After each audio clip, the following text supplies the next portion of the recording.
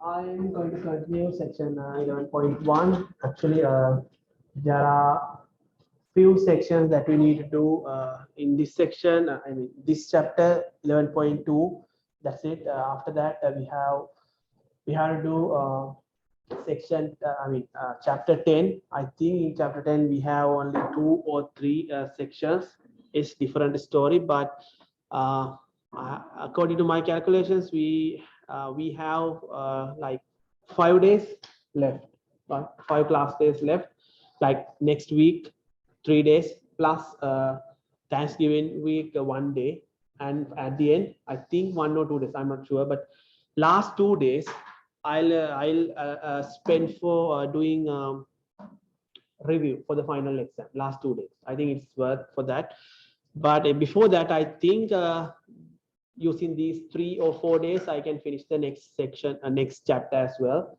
So because everything is pretty similar, what we have done, only the only difference is the base. I mean, what method we use, why we use that, something like that. Okay. Otherwise, we have to talk about confidence intervals, hypothesis testing, those things. Okay. So in this section, we are talking about confidence intervals. Next section, we are talking about we will be talking about hypothesis. Right. This is example number 2. First example I did last day. This example, read this one. We can find while you are reading this question, try to find what is p hat, because we are talking about population proportions. Since we cannot find, I mean, it is hard to deal with population stuff, we are going to approximate them using sample population, sample proportions. So try to find p. P means what? X over n. X is number of successes divided by sample size. Poll of 1010 US adults. So okay, this is my n. I can easily figure it out. Conducted this kind of survey. 140 had experienced the death of at least one family member or close friend within last year. So what is this? This 140 means my success. That's the survey about. Okay. So this is a success, which means this is my X. Okay.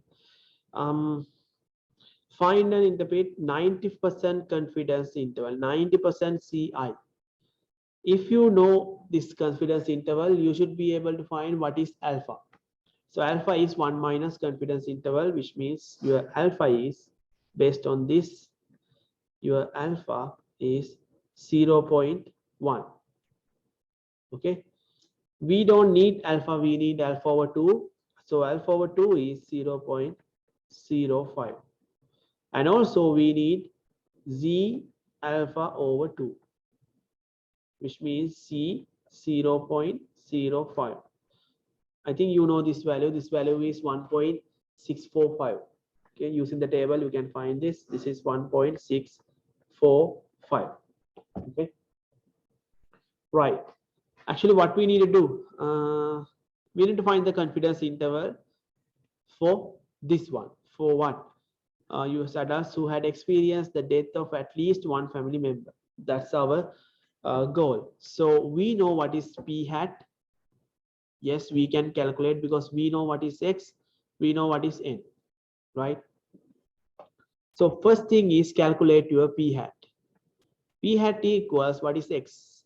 X is 140 divided by N is 1010. Okay.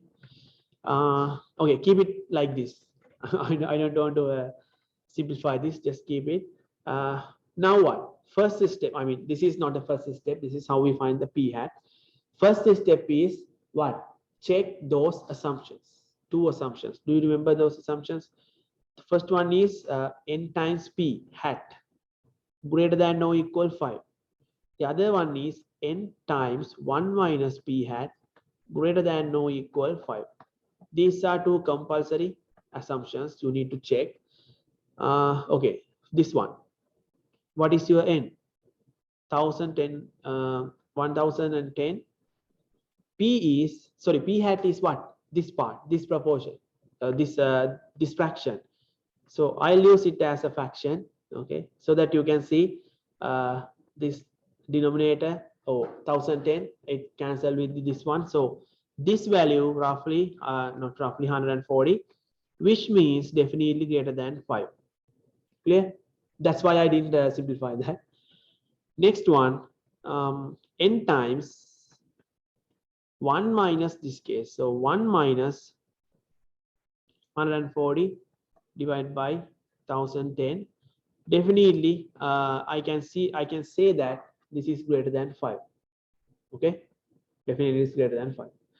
Now we know, okay, these two conditions are satisfied. Yes, then we can move on to our problem. To solve this problem using what we have learned. So as I mentioned, P hat is done. These assumptions done, they are satisfied. So now we have to figure it out, what is the alpha. We did it as well using C table. I get the value C alpha over 2, which is 1.645. okay, now what, you have to calculate this error term, because you know that this confidence interval P hat minus E comma P hat plus E, those are the lower bound and upper bound. This is the lower bound LB, this is the upper bound UB. Okay, so once you know what is E, you can simply add and subtract that from the P hat. So this is how we calculate E, margin of error. Plug these values. This is C alpha 1.645, P hat is 0.14. Okay, just get this P hat value, just simplify this, 140 divided by 1010. Okay, so plug the values, simplify it, and then you can find what is E. After that, you can find the confidence interval P hat minus E, which is the lower bound, P hat plus E, which is upper bound, and 95% confidence interval you can find using those two. Okay, clear?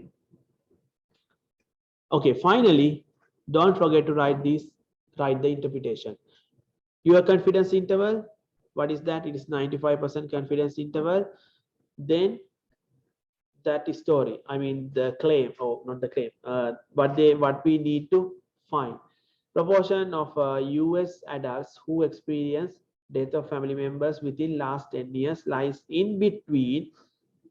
This part is about your confidence interval. Okay, see, between 0.12 and 0.16. Those are years. Okay, clear? So this is the process. It is pretty similar to previous cases. Right. Any questions?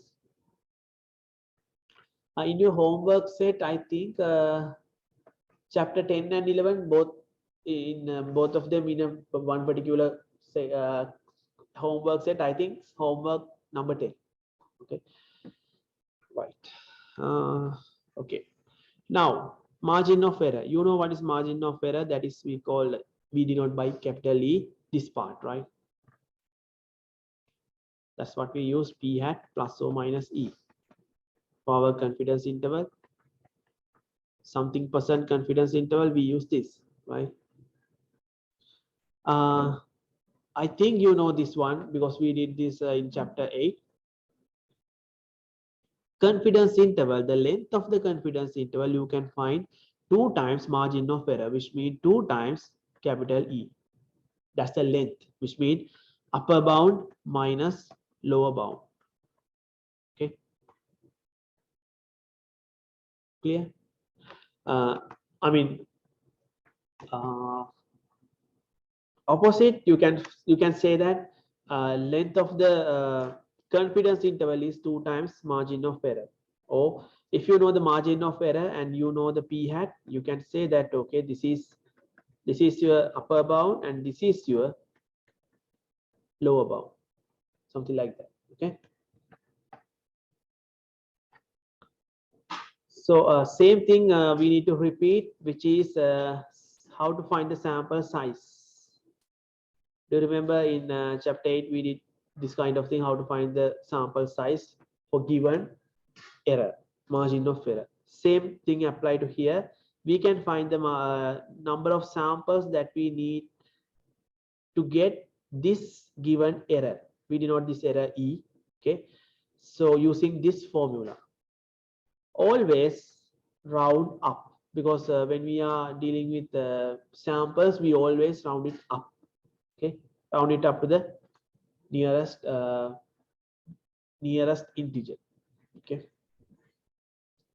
so p hat is a sample proportion. You can find this using x divided by simple length. This is margin of error alpha. Margin of error normally it gives it has been given almost all, because you need to find this guy sample size. So alpha also given. Okay, if alpha is not given, always try to use alpha 0.05 if it is not given. Right. There is one more thing I need to mention here, because sometimes p hat is not given. Sometimes to calculate this one, to find the n sample size, you need p hat, z alpha, and error, margin of error. If p hat value is provided, easily you can use that value. Else, p hat value is not provided, then you have to use this one, p hat equals 0.5. That's because 0.5 means it's a balance point. It's not too much or not too low, something like that. Okay, that's why we have to use p hat equal 5 if it is not given always. Okay, if you have been given a range, like, okay, your range is something like this. For example, p hat range is from 0.3 to 0.45, something like this. Okay, so at that point, always try to use the value that closest to 0.5, which means try to pick this one, 0.45. Okay, so always try to find a value close to 0.5 if p hat is not given, or you cannot calculate p hat using those description in your question. Okay, right. Check this example. I think this is the last example in this part, this section. We need to find the where we need to find the obtain sample size. Yes, we need to find the sample size. Alpha you can find using this. This is 95% confidence interval, which means alpha is 5%, which means 0.05. But you need alpha over 2 or C alpha over 2.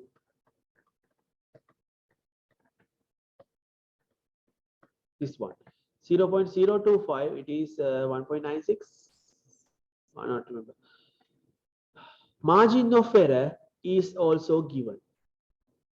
See, this is your E, capital E. This is your capital E. In this case, they haven't mentioned anything about p hat. See, without making guess for the observed value for p hat, so you don't need to guess. You have to get the value what. If they haven't mentioned it, I told you, you can get p hat equals 0.5, 0.5, 1/2. It's not a guess. It is just you can use that value. Okay, if they haven't mentioned, or you cannot find p hat using the description. Okay, right. So this is the equation, how to find number of sample, how to find the sample size. P hat unknown, so you can use p hat is 0.5. C alpha over 2, which is 1.96. E is given, so plug the values to this formula. You will get n equals to 2401 point something. not 1 point, 200, 400 point something, round it up, you will get this value. N equals 2401. Okay, this is rounded up that value. I think the exact value is 200. 2400 point something like that. So rounded it up. This is the sample size you need to pick to keep this error. Clear? Any questions from this section? So I'm trying to explain these things a little bit slower without rush. Right.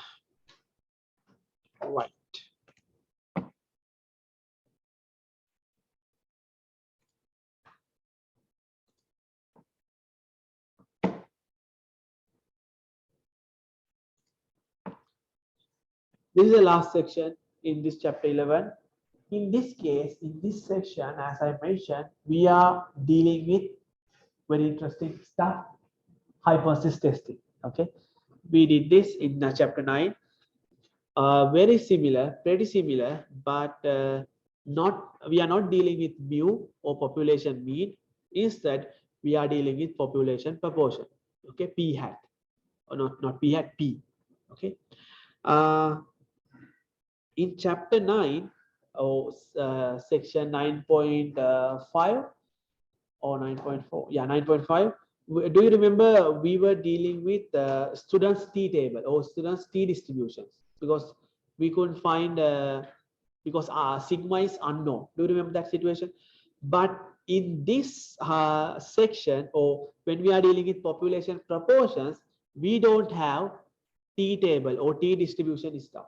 We have only C distributions or C test. Okay, the reason is we are dealing with population.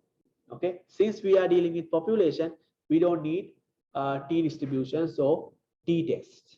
We are dealing with only C test. Okay, clear? Okay, now hypothesis testing. So you have to change your mindset from confidence interval to hypothesis testing. Okay, when we are right, when we are dealing with hypothesis testing, this is again one population C test instead of one mean C test. See, this is about population. So one proportion C test. Instead of mu, we are using population proportion P. So in this hypothesis testing, as usual, you have to state what is the null and alternative hypothesis. Same thing applies to here. Instead of mu, you have to replace that mu using P, population, proportion, and given P naught value. That's it. So if you remember this one in chapter 9, okay, we use something like this. Mu naught, H naught is, which means null hypothesis is mu equals mu naught. But here we are replacing those mu using our population proportion. Replaced by P, not P at P, population proportion, and that value P naught, the given value P naught. Clear? That's the difference. Okay, actually that's the only difference. That's the difference between those two, chapter 9 and chapter chapter 9 and section 11.2. Alternative hypothesis, still we have 3 cases or 3 tests based on their sign. But again, this is not mu, this is about P, population proportions. Okay. Assumptions are, there is one more additional assumption. This is always true. We are using a simple random samples. You have to check that those 2 assumptions, n times P naught greater than 5, and also n times 1 minus P naught greater than 5. Here, it is not just P, it is P naught, which means this value right here, the given P value. Okay, given P value. It is about P naught, not P naught. This one. This is also this one. Oh, sorry, this one. Okay, P naught. Don't forget it because you don't know what is P in these problems. This hypothesis testing, you don't know what is P. You know only what is P naught. Okay, right. P naught is the value in the null hypothesis. P naught is the value in the null hypothesis. Always we plug the values in null hypothesis because in alternative hypothesis, that's our claim. We don't know what is the exact value. See, this is not equal, this is greater, less than, this is greater than. So exactly we don't know what is the value. But if you consider the null, you can see there is an equation. There's an equal sign. Mu equals mu naught. So we replace mu using mu naught. That's why we use P naught. Okay. First thing is write the null and alternative hypothesis, same as previous cases based on your test. It can be a two tail, one tail with left or right tail. Okay, null and alternative hypothesis. Next, please, don't forget to check your condition with P naught. Okay, those two conditions with P naught. That's important. If this is true, if this test is passed, then you can move forward, find the alpha, significant level alpha. Based on your test, compute the test statistic. This is the formula to calculate test statistic.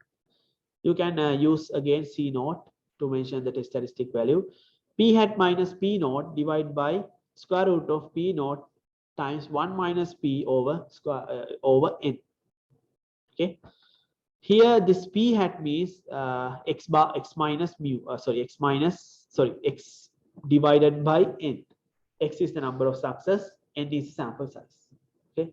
P naught, this is from H naught. Okay, this is from H naught. This is a test statistic. Then take the decision based on those two approaches, like critical value approach or p-value approach. Critical value, p-value. Finally, give you a conclusion. Okay, give you a conclusion. So these are the two tests. Three tests actually. Greater than right tail test, less than left tail test. Less than left tail test, greater than right tail test, and two tail test. In this case, this is a less than case or left tail test. This is the rejection region. If you are using critical value approach, your this C alpha value greater than Z naught, or simply C naught less than negative C alpha, you have to reject H naught. Okay, which means your C naught somewhere here inside the rejection region. If it's a right tail test, if you are, and at the same time your Z naught test statistic value inside the rejection region, these are rejection regions. Okay, these are rejection region.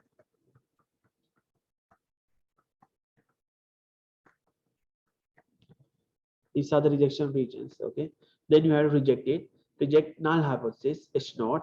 If you are using two tail test, don't forget to use alpha over 2. Okay, don't forget it. You have to use alpha over 2. These are your rejection regions. So whatever your test statistic value inside this rejection region, either this one or this one, you have to reject null. Or reject null hypothesis H naught. Okay, same decision criterion.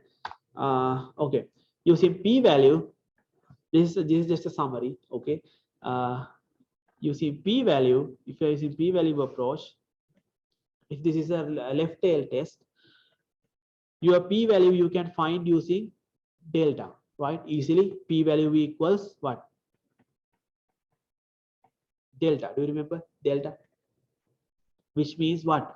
Which means simply convert your test statistic value to a probability value. Find the corresponding probability value based on your test statistic value using C table, and that's your alpha. If what's the decision criterion? If p value less than or equal alpha, you reject H naught.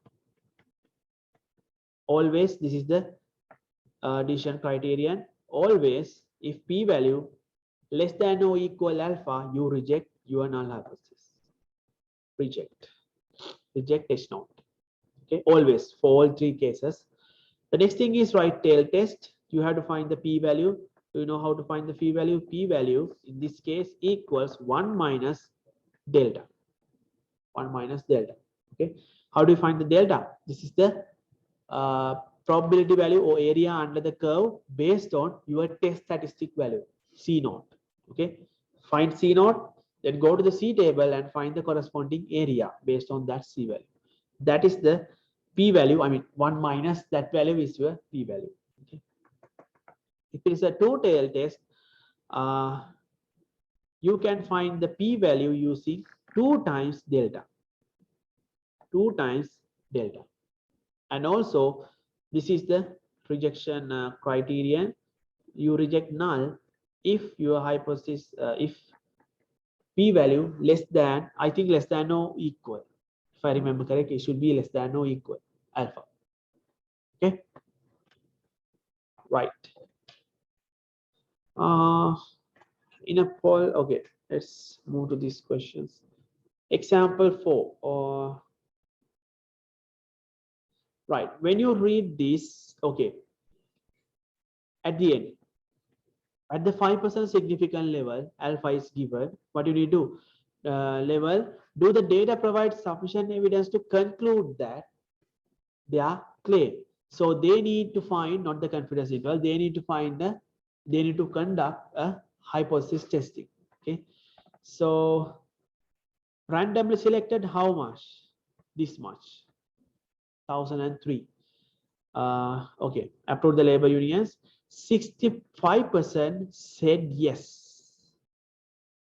In 1936, this much percent, 72% of Americans approved of labor union. So what we need to do? What is this hypothesis test? Percentage of Americans who approve the labor unions now has decreased. Now has decreased. So this is what? This is your keyword. Has decreased. Okay, has decreased, which means what? This is a left tail. This is less than. This is something less than. Okay, decreased. Previous value is greater than current value. Okay, what is so? As I mentioned, right hand side of this keyword, it is your, in this case it is not mu naught, it is about p naught. So this is your p naught. Left hand side of this keyword, sorry, this is your p. So what is p naught? Is value in 1936. This one, see, 1936, this much Americans approved, which means your p naught is this value. Don't use it as a percentage. Always use it as a decimal value, 0.72. Okay, so what is this? This is your success, or this is your p hat. 65% is your p hat. Okay, it is your success. See, your n this much, your success or p hat is 0.65, and 72%, which is your p naught, 0.72. This is your p naught. So first you have to mention what is null and what is alternative hypothesis. So H naught always p equals p naught. Alternative hypothesis HA is what? Capital A or simple A, that's fine. P equals, sorry, P what? This is a left tail test. So not equal, this is less than P naught. Okay, so this is the left tail test.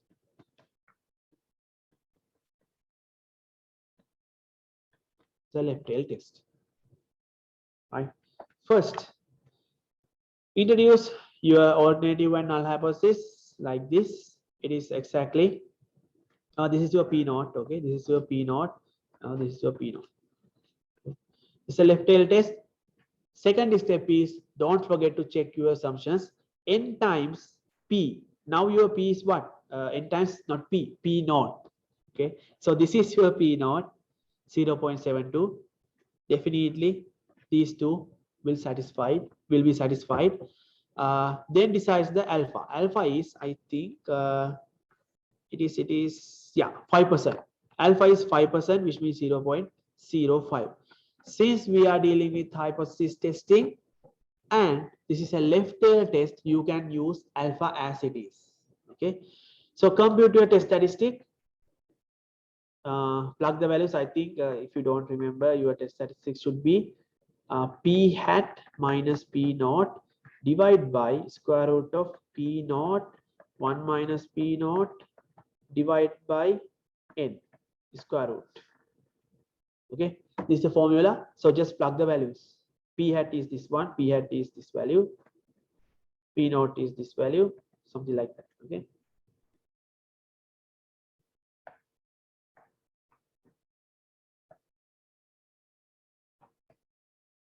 Right, then you can find the CCAL or test statistic value, which is negative. That's obvious because this is a left tail test. Now you have to decide whether you are going to use critical value approach or p-value approach. See, I think I don't need to explain both approaches in this case as well. I just use the critical value approach. Okay, so critical value approach, I think that's the easiest one. So always, I mean, I'm not going to tell you which one you should use in the exam, but I think based on my experience, critical value approach is the easiest one, I think. Okay, because you have to deal with C value or sometimes T values. Okay, right. So using the C table, find your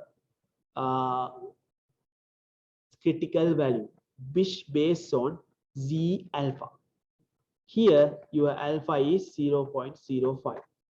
Since this is negative, value gonna be negative 1.1, negative 1.645. This is your Z alpha. Okay, your C naught, what is your C naught?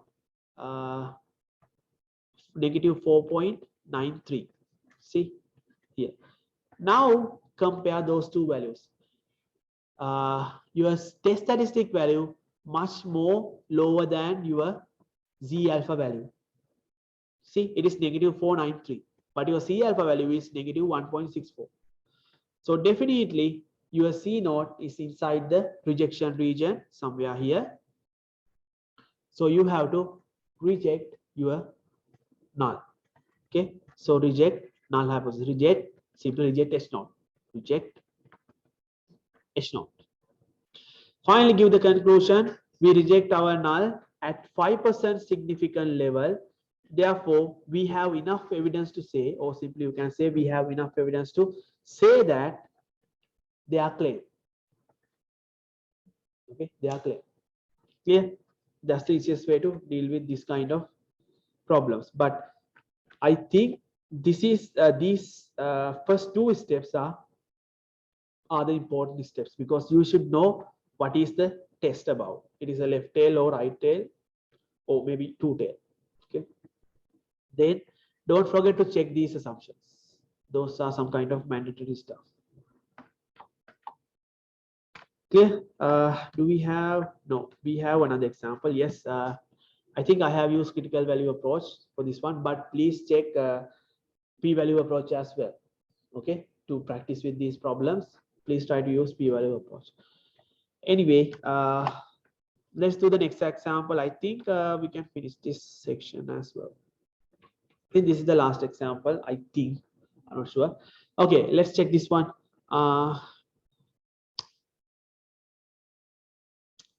Again, we have to do a hypothesis testing.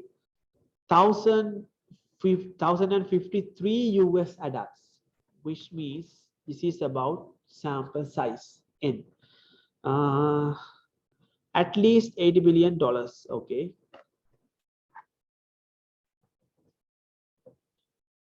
Do you okay? Do you favor or oppose Congress passing this legislation of those sampled 548 favored passage? So this is about success. This is about X. Okay. Now you can easily find, they haven't mentioned anything about p hat, they haven't given any percentage, so you can find your p hat x divided by n. So your x is 548 divided by 1053. Okay, this is your p hat. This is about your p hat. Okay, at the 5% significant level, this is your alpha. 5% significant level, this is your alpha. So do that the data provides sufficient evidence to conclude that majority, see, more than 50%, more than 50%. So this more than is your keyword. 50% US adult favored passage, favored. So this is about your what? This is about your P naught. 50%, more than 50%. So this is going to be, yeah, here it's there. P naught is 0.5 because it is more than 50%. After the keyword right hand side, you can find your P naught. As I mentioned, left hand side, your P. Okay. So now, what is this test? More than, which means right tail test. Okay, this is a right tail test. More than.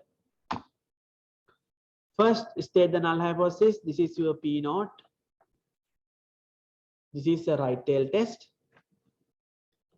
The second step is check the assumptions. Check the assumptions. N times P naught. This is your P naught. This is your N. I think both assumptions are satisfied without any problem. Next, find the significant level alpha. Since this is a right tail test, no problem. We can easily use alpha as it is. So find, no need to find. Compute the test statistic value. Next step is compute the test statistic value. Again, if I use C naught, which is P hat minus P naught divided by P naught 1 minus P naught over N. Sorry, this is not the square root, this is N.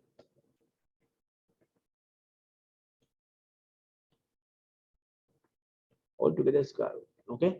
Plug the values and this is your Z naught or C cap. Okay. So now what? I'm going to use critical value approach. I think yes, critical value approach. So I need to find Z alpha. Since this is a right tail test, C alpha value is definitely a positive value. Okay, so I'm going to find the C alpha value. So using the table, you can find this alpha value. It is positive. This is your C alpha. It is positive 1.645 because it is right tail test. And what is your C naught value? C naught value is 1.3, right? Yes, 1.3, which means it is somewhere here. Your C naught value somewhere here. Now you can see that C naught is not inside the rejection region. Therefore, we do not reject H naught. Okay, we do not reject H naught. So, provide your conclusion. We do not reject H naught at 5% significant level or 5% alpha. Therefore,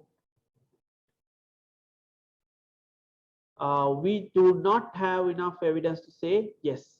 Therefore, we do not have enough evidence to say that they are claim what they have mentioned.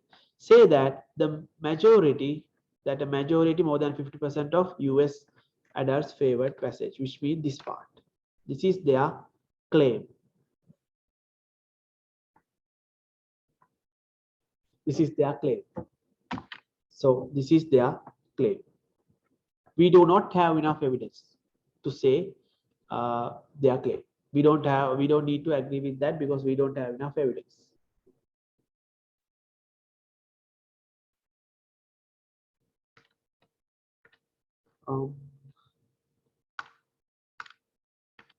Okay, clear? Right.